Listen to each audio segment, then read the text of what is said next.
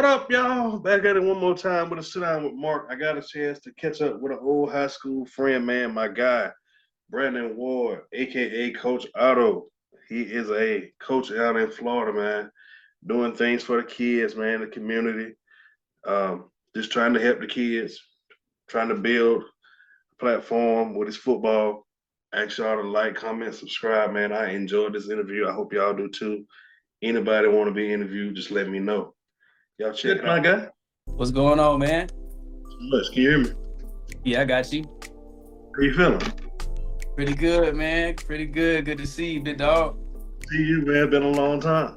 Yeah. I've been a fan. I've been studying and seeing what you had going on. I'm like, yo, Mark getting it in. I got to get on there. Appreciate it. I appreciate it, man. It's about time I got you, though. Yeah. Oh, man, like I told you, like I tell everybody, man, I use my platform as a way to connect with people, make lifelong friendships, man. Just trying to build a brand one day at a time. That's true. I appreciate you coming on. I'm not going to hold you too long. We're going to jump right up in this thing. Okay. You know, we've been on each other since the high school days at the Drews, man. And I always knew you had a love for sports, but what got you into coaching and mentoring kids? Like you said, for being always being an athlete, it kind of never goes away. You know, you get taught to go to college and, you know, get a career, and you get out there, you dabble, you go work some jobs, you know, and you kind of get away from who you truly are, what you're supposed to be doing. So I think for me, I know exactly how I got into it. One of my friends, he was telling me he was coaching a flag team, and he was like, yo, come by, check my boys out. We're doing pretty good. And at the time, I don't know if you know, Mark, but I was rapping for a little bit too. I was doing music for a bit.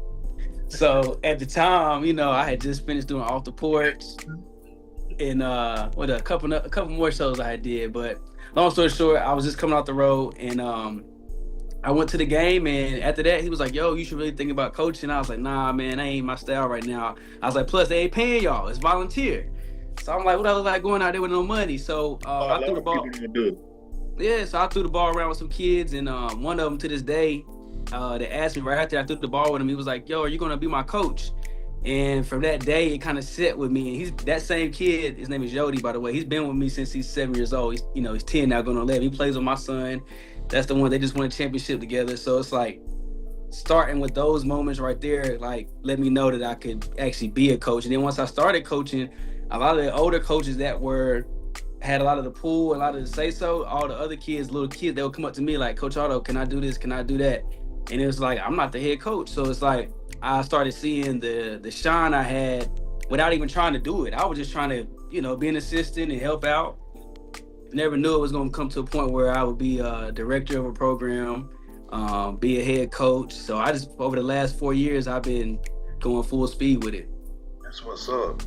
Man, with sports is now turning into a business, man. Talk about some of your business ventures and what you're trying to do. Well, I have a company called TRC. We do elite training with kids. We don't just, break the ladders and the equipment out. I try to talk to them. I mean, some people would call it a Big Brother program, but it's far from that. We use sports to get through, to build confidence on and off the field. One of our main thing is teaching kids how to individually win. Everybody worries about the scoreboard. They want to win the actual game. But the thing about it is, you're not going to win every game, as you know that, Mark. You're not going to win every battle in life. You know what I'm saying? So sometimes you have to be able to celebrate your own individual wins. So that's what I create within the kids. If you play good, and guess what? You won. Now, if you went out there, you ain't give your all, hey, then you got something to pick with yourself. But as long as you gave your all and you did your best, then guess what? You won. That's what I put into these kids. That's what's up.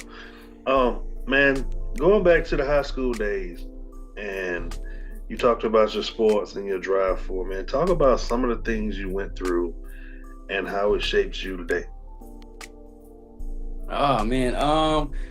Well, starting from high school, I mean, you got to remember, Mark, I was short. You know what I'm saying? So I had a lot of heart, but I really, I had a time. But when I played on certain teams and stuff, I mean, I went from the Drews to playing baseball, basketball. I really wasn't into football when I was in the Drews. It wasn't until 11th grade that I actually started playing football and taking it more serious. I should have been doing it, but I was concentrating on basketball, not realizing I'm too short for that. So, but one of the things that wasn't bad though. That's what I'm saying. I had handles, but you know. You just like the little Muggsy. Hey, the drip, but people don't know, bro. Like, have you been to a High Point Central Andrews rivalry game lately? I hadn't been since I left, man. It's been about a good Oh 20. wow. Yeah, it's been a Yeah, minute. them games was big in our city, Yeah, man. like Like that. life ain't there like it was when we was there. Yeah. But it was, when we was there, it was packed from end to end. You couldn't get in, you couldn't get out. They had the courts around it. Yeah. Yeah, Them it games was, used to go down, bro. yes, That was yeah. yes. That was the Um, thing to do for real. But going back to your question, I didn't mean to get off topic. I just had to kick it up with you about the drills, man. But I think for me, you remember Marcus Gilchrist? yeah, Okay, so when I went to I went to Green Hill High School in Cary, North Carolina. I moved with my dad, long story short. So, but me and Marcus always stayed in touch. And he was going to all these combines and stuff. And one day, this kid that I played with, he could not believe that I knew Marcus Gilchrist. Like, yeah. you know what I'm saying? He was like, yo, you think he come down here? So I said, I'll call him, we'll train one weekend. And he came up there to Raleigh one weekend and trained with us. And he had this ladder. I never forget it. I was 16 years old. I'd never seen a foot of agility ladder in my life. As good as I was in sports, I never seen it. And he's out here doing this ladder, and I'm like, man, I ain't gotta do that shit. You know what I'm saying? Like, I got talent, I got speed, I'm good. And then you look at his career, he went to NFL. I didn't. Yeah. Obviously, he knew something early on that was needed for that ladder. You know what I'm saying? And that's what I put into my kids today. Like, they hate the ladder work. But I'm like, hey, every NFL player you see right now today, put in work on this ladder. Get it in. You know? Yeah. So, Man, talk about what you meant by 1 foot in the streets and 1 foot out. I mean, yeah. I mean, describe your platform first, Mark. Like, what do I have any boundaries on this? Like, what can I not say? Open the door is open. It's okay. All right. What you want. I don't care. Basically, you get involved with. I was just telling my son about this. It's a funny story. I was literally telling my son about no homeboys. I said homeboys equal jail. I got this new phrase. Homeboys equal jail because I said it's 4 of you in the car. I said you in the car on your phone. Your homeboy go in there and rob the store. You don't even know what he's doing. You don't know what he's doing, but he comes out running. Y'all get stopped by the police. All y'all going to jail. All because you want to be down for your homeboy. So I think for me it was and man, you remember walking the Greenway back in the day. The Greenway was full of double O. Boy, you go through there and get your ass whooped, you come off them shoes. You feel me? So, I had a cousin, TD. TD was my cousin. He was like, oh, way you don't keep your shoes, you're gonna have to get down. So I think I took that approach early on, and I always had this. My mom raised me to be so much better than some of the decisions that I made. You get what I'm saying? And I think just once you get to that point, when a kid gets 16 to 17, I feel like we cater to our friends more. We think our parents are trying to cramp our style or get in the way or whatever case, And now I'm a whole dad and stepdad out here, Mark. Yeah. So I see it totally different. You know what I'm saying? It's like my stepdad. Now looking back, he tried to put me on the right path. You feel me? And I just couldn't get down with it. So getting into the street life with it, it was like I'm going to work. You know what I'm saying? I'm doing what's necessary for my mom. You know what I'm saying? When I talked to her, she's like, what you doing? You doing good? Yeah, mom, I'm working. Yeah. That's the cover up. You see what I'm saying? That's the cover up. So it's like I got away with so much early on, but then in my later years, I started getting hemmed up for stuff.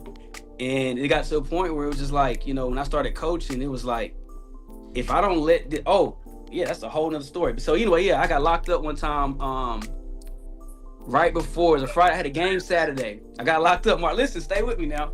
I got locked up on a Friday night, and I had to coach my kids Saturday morning. So the whole time I'm in jail Friday night, for the first time in my life, I'm actually thinking about somebody other than myself. I'm thinking about these kids. I'm like, damn, they counting on me to show up. And I'm sitting here in jail over some driving bullshit or whatever. So the next morning, in the county where I live in Florida now. I live in Brevard, Melbourne, Florida. But the county I'm in, normally when you get locked up down there, they keep you for about 12 to 18 hours. So I already had wrote down in my mind that I was going to miss this game. You get what I'm saying? And this is when I knew that God works. This is when I finally knew that he works in mysterious ways. I'm sitting in my cell about 6 a.m. I get a knock on the door. They're like, yo, Ward, pack your shit. I'm like, what? So I get out, and I call my coach. I'm like, yo, they let me out, bro. He was like, okay, good, get to the game. I'm like, bro, I just got out of jail. I'm going home first. He's like, no, he's like, I can't coach these kids. Get here. So I look at my ride. I'm like, yo, can you take me to the game? Take me to the game. No lie, Mark. When I get there, my boys is losing 24-0. Do you know when they see me, they went on a 31 point score spree. They winning the game 31-24. Man, what did you do? I was driving without a license. Oh, you just out here thugging it. Yeah, I was, and then what happened was I turned into Taco Bell, and the lady hit me. She T-boned me. So really, it was her fault, but because I didn't have a license, it made it seem like I wasn't supposed to be there anyway. Yeah. So it was just a wake up call, and when I like I said, I showed up to the game, and the kids won the game. I looked up in the sky. I was like, I'm done with the trapping. I'm done with everything, because I was like, even if I have to go broke, one thing I'm not going to do no more. I'm not going to be sitting in no more, excuse my language, no jail cell. Doing me is free space. You know what I'm saying? Like I realized I'm too valued to be doing that. You know what I mean? Some people, that's all they know. They grew up like that. I get it. That's not all I know. So why would I be ignorant and not change my ways? So coaching literally got me out. I can say now I'm completely out of the street. You feel me? Like I don't do no illegal activity. Like I'm all about these kids, and I don't care what dollar you got behind it. I went to California, bro. I went to California and for bigger money. And as soon as I got out there, I missed the kids that I've been coaching. I missed the kids I've been training, and I brought my ass back to Florida. You know what I'm saying? Like when I'm coaching these kids, I don't need for anything, Mark. Yeah. I always find a way to get reward. Like I'm always getting something in my favor, and I know it's because the work that I'm doing in the community with the children. That's what's up, man. It's 2025, man. We almost 6 months into it. What plans do you have? And just throw any shout outs out there you want to. Oh, shout out. You know what, man? I got a long shout out list, man. I ain't gonna lie to you. So I'll do the shout outs first, and then I'll talk about 2025. But basically, I'm 36 years old, so my shout out list can start from age 5, but I'm gonna start it from my coaching career since the time I put this hat on, Phase 1 formula. My homie, shout out my boy Chop Jordan, by the way. He came up with Phase 1 formula. He's started off as a youth coach, and he's made his way into high school now, coaching at Cocoa High. But he gave me this hat a long time. It's only we don't even sell these hats. It's members only type. So as a coach, you get this hat, you have to be able to put your stuff down. You know what I'm saying? And so shout out Chop Jordan, by the way. Even though I'm not with the Melbourne Bulldogs, I want to shout out the Melbourne Bulldogs because being from High Point, North Carolina, I didn't know the history when I moved to Florida. I've been to Florida since 2018. And like I said, my first couple years up here, I wasn't coaching. I was thugging, Mark. I was making a name for myself up here. I had to let people know I wasn't playing around up here. I'm from the Point. You know what I'm saying? Yeah. Like, y'all don't understand. So, but to go through all that, when I got here, I started coaching. I got an opportunity to go start an organization from the ground up. So, which was the Melbourne Bulldogs. So when I met which is my wife now, my fiance at the time, she was telling me like her little brother played for the Bulldogs. And here I am, I'm the director of the program. They hired me based off what I did, from a previous season. But I felt like to be a director of a program that was once a big culture in the city, I felt like I was a part of something really big. So I want to shout them out because they gave me an opportunity to run the city for a little bit and bring that buzz back. Even though I'm not with them now, business is business, and everybody has their own agendas in business. And if your agenda and my agenda don't line up, then we got to part ways. Because if not, we're gonna crumble together. So I left on a better judgment. And which led me back to my mercenaries. Shout out Daryl Minner for bringing me back. He gave me a second chance to come to the mercenaries. He didn't have to, and he did. And since I came back in March, we did Spring, King of Spring. I won the championship. We went 6-0, undefeated in the season. We just played in championship Saturday. My son is a quarterback. My nephew, the one I started with, he's the running back. Like, it's just a beautiful. I started off just to see those two play together again, and we ended up getting a championship by the deal, and met a whole bunch of more other new players that I, want to continue to train. And that's what I do, Mark. It's not the coaching that's got me with the children; it's the training. I train kids from age 8 to 18. I coach semi-pro for a couple years, you know what I'm saying? So it's like I've been around and I know how to get a kid to the next level. You know what I'm saying? One of the kids I trained, shout out D.L. Hardison, by the way, he's from Cocoa. His dad is Chop Jordan, the one I mentioned. But he's trained with me. He signed with Duquesne University at 16. And that's what I try to put into my son and all these other kids around me. When I came up, you had to be 18 to get signed. You had not only had to be 18, there was no all these little platforms where you could go on and make yourself pop in and create all these like it wasn't none of that. That's just all they had. You feel me? If you were sorry, you couldn't go on YouTube and be like, hey YouTube, how can I be a better football player? It wasn't happening. You had to deal with what you had to deal with. So that's my thing now. Like I built it up through the training. I have like maybe 6 to 8 kids a week come train with me and we talk. When they first walk up, it's not about football. Hey, how was school today? Oh yeah, who fucking with you? Just like that. I talk to them just like that, 10, 9, 11, 12, because I know they doing it anyway. Yeah. So I just make it comfortable for them, and I realize as long as kids trust you, man, they'll fly for you, man. They will jump off a building if they trust you. Yeah. And some people, and I'm speaking on your platform, some people use that and do wrong with these children, lead them down the wrong path, and then some of us choose to just, bring the best out of them. Like I tell my kids, I don't care if you go to the NFL, but I want you to go to college and I want you to send me and my wife 2 tickets so we can come see you play. Yeah. That's how you reward a coach. Yeah. Have you thought about coaching at like a college level, man?